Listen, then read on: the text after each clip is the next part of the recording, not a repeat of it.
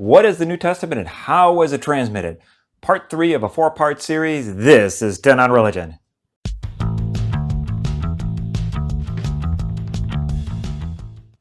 Hey peeps, it's Dr. B with 10 on Religion.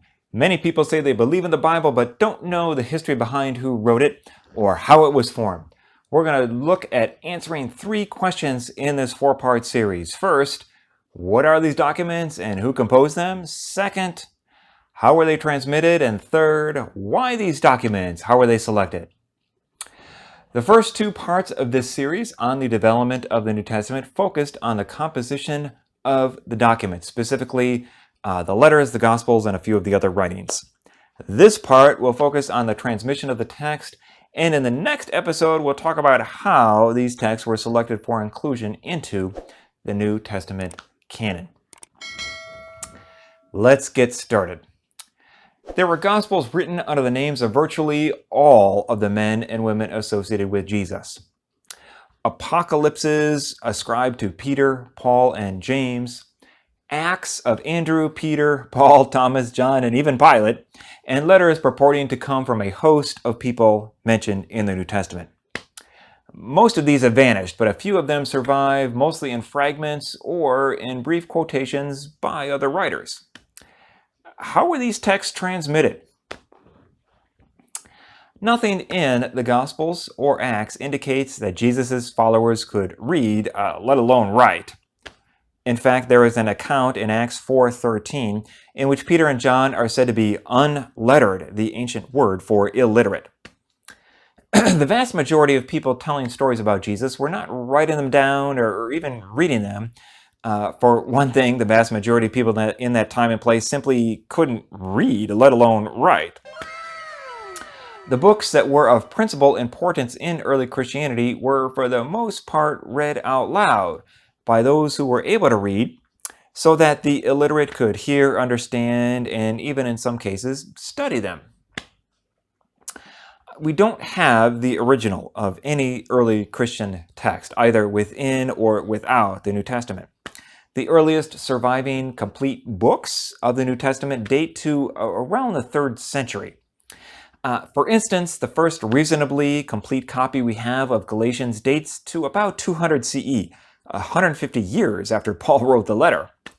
The earliest surviving copies of the complete New Testament with all of its books date to around the late 4th century, in some cases 250 to 300 years after they were first written. Prior to that, only manuscript fragments exist, along with quotations from other authors. In the ancient world, books were not easily distributed nor produced en masse. There were no printing presses, photocopy machines, or electronic transfers of information like email or the internet. They had to be reproduced by hand, which was not only slow, but prone to copying mistakes. This means that in the ancient world, when there was more than one copy of a book, there was no guarantee that the multiple copies would all be the same. The copies were not all alike, for the scribes who copied texts inevitably made alterations in those texts, either unintentionally or, more often than you would believe, intentionally. But it was not until after the invention of the printing press in the 1400s in Germany that the vast differences among Christian manuscripts came to be recognized, because printers had to decide which form of the text to set up in type. One of the problems with ancient Greek texts, which would include all the earliest Christian writings, including those of the New Testament, is that when they were copied, no marks of punctuation were used. No distinction between lowercase and uppercase letters, and even more bizarre to modern readers, no spaces used to separate words. Look at this. What does this say? God is nowhere? Or God is now here? See the problem? The differences that exist among surviving manuscripts are called variants by scholars. Some background. Outside the Christian communities in the Roman world at large, texts were typically copied either by professional scribes or by literate slaves who were assigned to do such work within a household. In this case, the people reproducing the texts were not the people who wanted the texts. The copyists were, by and large, reproducing the texts for others. But in early Christianity, the opposite was the case for Christian scribes. In short, the people copying the texts were not, for the most part, if at all, professionals who copied texts for a living. They were simply the literate people in the Christian congregation who could make copies. This became so bad that the early Christian leader, Origen, wrote in the 3rd century, "The differences among the manuscripts have become great, either through the negligence of some copyists or through the perverse audacity of others. They either neglect to check over what they have transcribed, or, in the process of checking, they make additions or deletions as they please." This issue even goes back to the New Testament itself. Look at Revelation 22, verses 18 and 19. "I warn everyone who hears the words of the prophecy of this book. If anyone adds to them, God will add to him the plagues described in this book.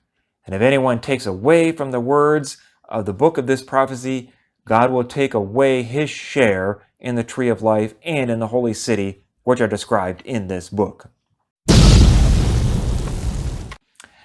This was not a threat to the reader, but a threat to future copyists who would be copying the text.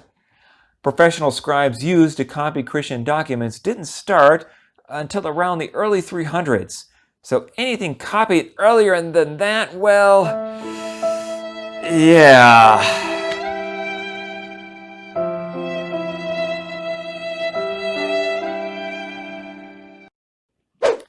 Now, sometimes intentional changes were with good motives, such as correcting a geographical reference or a scriptural quotation. Other intentional changes were theologically motivated alterations.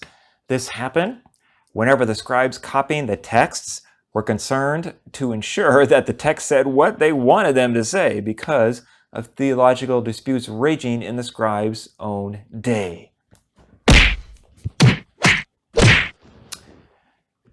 The big question is how to get back to the original text. The problem is intensified by the fact that once a mistake was made, it could become firmly embedded in the textual tradition. More firmly embedded, in fact, than the original. Any change, whether accidental or intentional, became permanent. The next scribe who copies the mistake and adds further mistakes. In some cases, reconstructing the original text is nearly impossible. It's a bit hard to know what the Bible means if we don't even know what the words are. Bruh. There's a difference between a copy and a translation. Say there's an original Greek text. Then someone produces a copy from the original. Centuries later, someone has to choose which copy to base a translation on.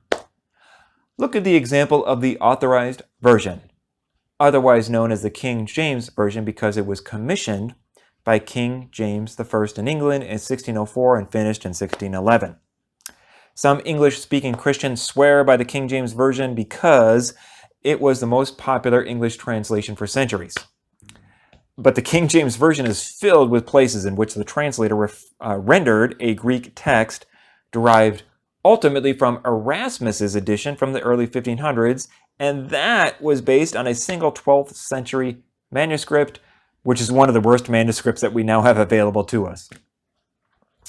It's no wonder that modern translations often differ from the King James, and no wonder that some Bible-believing Christians prefer to pretend there has never been a problem, since God inspired the King James Bible instead of the original Greek text.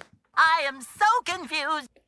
The King James was not given by God, but was a translation by a group of scholars in the early 1600s who based their rendition on a faulty Greek text. Whoa! But even those who acknowledge its inaccuracies still use it for its Shakespearean-like poetic value. A few more ideas. The broader term scholars use to examine the Bible is called tradition criticism. This is broken down into three subcategories called source criticism, redaction criticism, and form criticism. Source criticism is investigating what genetic relationships, if any, exist between texts. Redaction criticism is investigating the author's development of sources, including any omissions, additions, or changes. Form criticism is trying to figure out in what forms were the oral units transmitted, such as parable, dialogue, or to debate. To determine the best or most probable reading when there are differences in early manuscripts, scholars look at the oldest and best manuscripts, as well as preferring more difficult readings, as scribes often try to smooth out the text and make it easier to read for future readers. An example of form criticism, before the Gospels were themselves produced, oral traditions about Jesus circulated. And as the stories about Jesus were told and retold, they changed their form. And some stories came to be made up closer to the ones we have today. Later biblical authors read what earlier authors wrote and often used and changed content. Scholars can look how the author of Luke changed what was written in the Gospel of Mark. Luke has changed the account. And if we wish to understand what Luke wanted to emphasize, we need to take his changes seriously. People don't take his changes seriously when they pretend that Luke is saying the same thing as Mark, which is not the case. The two most well-known instances of early Christian writers adding to the gospel text occur in the Gospels of John and Mark. The woman caught in adultery in John 7:53 to 8:11 is most certainly a later addition to the text because it is not found in the oldest and best manuscripts, and its writing style in the original Greek is very different from the rest of the gospel. The ending of the Gospel of Mark has a similar problem. Mark chapter 16 verses 9 through 20 were not part of the original text but added by a later scribe. The writing style is different. This passage is not in the earliest and best manuscripts, and verse 9 is an odd transition introducing Mary Magdalene, considering the fact that she had already been introduced at the beginning of the chapter.